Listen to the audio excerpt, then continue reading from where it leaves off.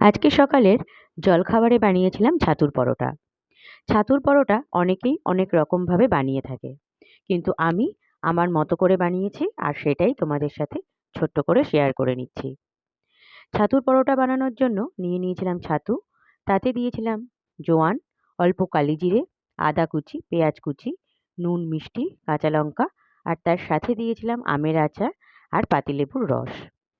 আমি কিন্তু অন্য সময় মানে আটাটা মেখে নিয়ে লেচি কেটে তারপরে পুর ভরি। আর আজকে আটার সাথেই ছাতুটা একসাথে মেখেছি। অনেকে ময়দা দিয়েও করে, কিন্তু আমি বরাবরই ছাতুর পরোটাটা আটা দিয়েই করি। আমার যেন আটা দিয়েই বেশি ভালো লাগে। আর দেখো, পরোটাটা বেলার পরে একটু স্টাইল করার জন্য ওপর থেকে একটু ধনেপাতা কুচি দিয়ে দিয়েছিলাম।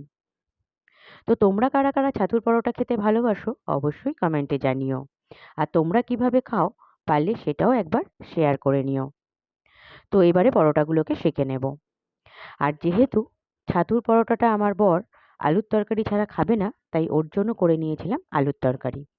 না হলে কিন্তু আমরা ছাতুর পরোটাটা আমের আচারের সাথেই খেয়ে থাকি। ওটা যেন বেশি ভালো লাগে খেতে। তো এই ছিল আজকে আমাদের সকালের জলখাবার।